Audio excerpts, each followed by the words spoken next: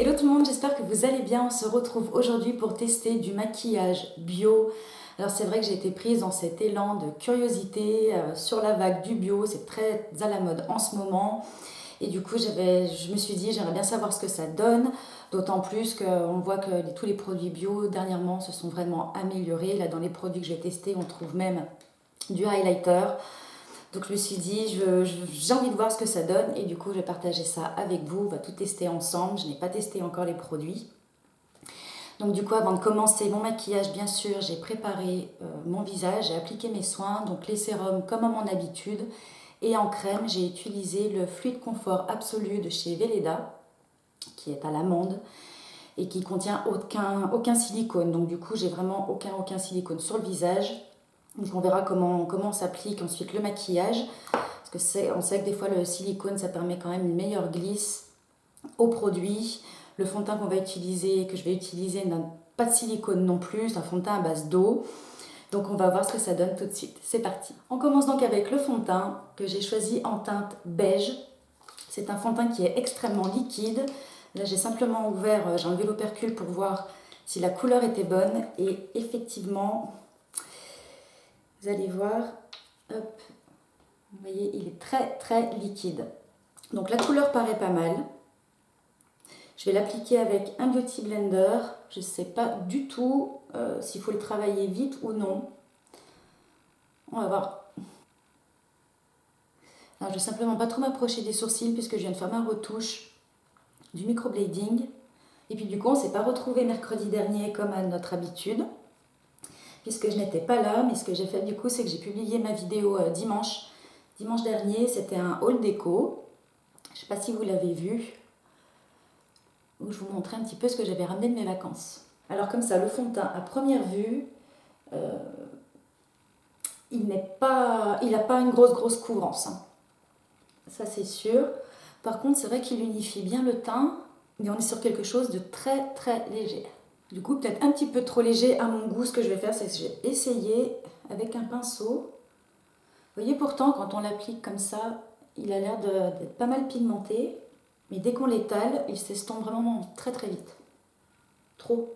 Ouais, avec un pinceau, on voit la matière, hein. On voit qu'on a quelque chose... ça sent pas non plus vraiment dans la peau, je trouve. Je vais essayer au doigt. Je trouve qu'en fait, quand on l'étire comme ça enlève complètement la couvrance. Donc on va essayer de tapoter. Bon, j'ai pas l'impression que ça fasse grand chose de plus, que ça apporte quelque chose de plus. Alors peut-être que, je sais pas, je m'y prends mal pour l'appliquer, je ne sais pas. Dites-moi hein, si vous avez testé, vous, des produits teint, fond de teint bio. C'est pas évident, hein. C'est vraiment pas évident. À moins d'avoir une super jolie peau, qui n'est pas grand chose à couvrir, pour le moment, je trouve pas ça génial, hein. Vraiment pas. Du coup, ça sera un make-up hyper naturel, pour le coup. Bien, bon. Écoutez, ça fait pas grand chose, je vais pas trop insister non plus. Je pense que ça sert à rien d'en appliquer 100 000 couches. C'est pas grave. Ce que je vais faire, c'est que je vais continuer avec ce que j'ai sur le reste d'eau de la main. Et je vais l'appliquer en anti-cerne et sur le dessus de mes paupières. Alors je sais que normalement qu'on ne met pas de fond de teint en guise d'anti-cerne. Mais là, je sais que j'avais vu la marque Avril a des anti-cernes, mais c'est des anti-cernes en peau. Et ce ne sont pas ceux qui me conviennent le mieux. Là, au niveau des teintes aussi, des couleurs, je trouvais pas ça... Je trouvais qu'il n'y avait rien qui pourrait me correspondre finalement par rapport à ma carnation. Alors peut-être que si, hein, mais du coup, j'ai pas sauté le pas d'en acheter un. Ah oui, alors là, ça fait de la pâte.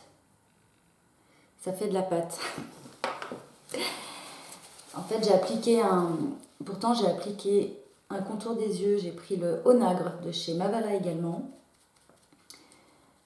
qui n'a pas de silicone, mais alors là, ça va pas du tout. Ouais, j'en avais appliqué trop, je pense.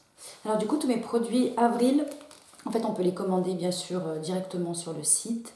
Et en fait, moi, je les ai achetés sur le site Beauté Privée. Je ne sais pas si vous connaissez, c'est un site qui propose des maquillages, des soins.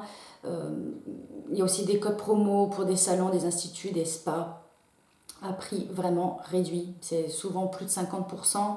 Moi, vous allez voir la totalité des produits Avril. J'en ai eu pour 33,85 €. Je vous mettrai le lien du site en barre d'infos.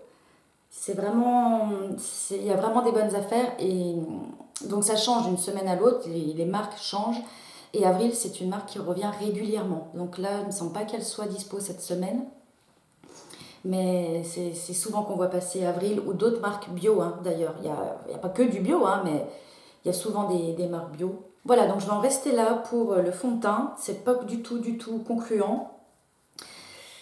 Bon, voilà. Si on veut quelque chose de léger, bah oui, c'est très bien. Mais même pour quelque chose de léger, je trouve qu'il faut quand même le travailler. Et du coup, on perd du temps.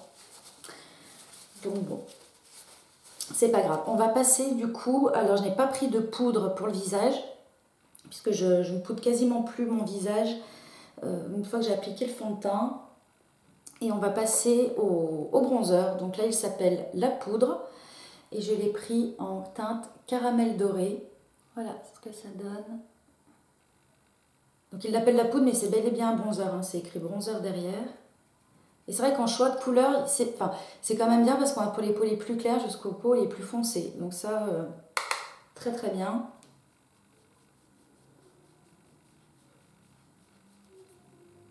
Le s'estompe bien, mais c'est vrai que ce fond de teint, je me demande s'il n'aurait pas eu besoin d'être poudré quand même. Il est enrichi en huile de tournesol et huile de jojoba. Du coup, c'est vrai qu'après, on a une glisse sur la peau. Il s'estompe bien. C'est pas mal. Ouais, c'est pas mal. Il est pas mal ce bronzer. J'aime bien. Je suis repartie dans ma folie bronzer, vous allez voir. Je vais certainement faire mes favoris à la fin du mois. J'ai encore plein de bronzers. Les bronzers et les fonds de teint, c'est ce que je préfère, je crois. Vous voyez, il renvoie quand même il a une belle luminosité, le fond de teint.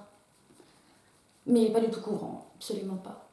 On va maintenant passer au highlighter. Je suis trop impatiente de le tester. On va le swatcher. Qu'est-ce que ça donne? Ah, c'est un peu poudreux. Ah, mais il a une jolie luminosité. Alors, c'est pas les highlighter bling, hein, forcément. On n'a pas tout un tas d'ingrédients pas bons dedans. Je sais pas si on se rend bien compte. Mais c'est limite... Vous savez que moi, j'aime bien appliquer... Si jamais j'applique de la poudre sur le visage, j'aime bien mettre quelque chose de lumineux. Et ça, en poudre visage, ça me fait énormément penser, juste comme ça, à la Prep Set Glow de Milani. Ça donne le même rendu. Bon, on va déjà l'appliquer en tant qu'highlighter. Et puis sinon, comme ça, je peux venir poudrer mon teint un petit peu. Oui, c'est hyper discret. Très, très discret. Ça, c'est bien. Vous voyez, quand on commence à avoir un certain âge, on ne veut pas montrer trop les imperfections, les rides, les ridules, peut-être la texture qu'on a, hein, tout simplement. Mais c'est pas... Ouais, c'est pas flagrant, hein. Pas flagrant du tout. Ce que je vais faire, c'est que je vais en appliquer un petit peu sur tout mon visage pour poudrer. Parce que là, je sens que le fond de teint, j'ai l'impression qu'il me reste finalement que l'huile. Il fait un petit peu chaud. Alors, c'est poudreux, mais alors ça ne met absolument aucune sensation de poudre sur le visage.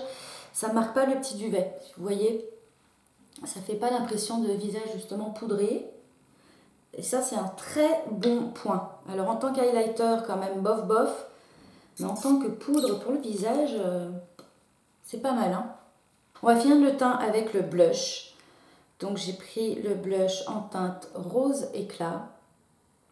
Voilà. Il est très pigmenté. Pour le coup, ouh là là, oui. J'en ai trop appliqué.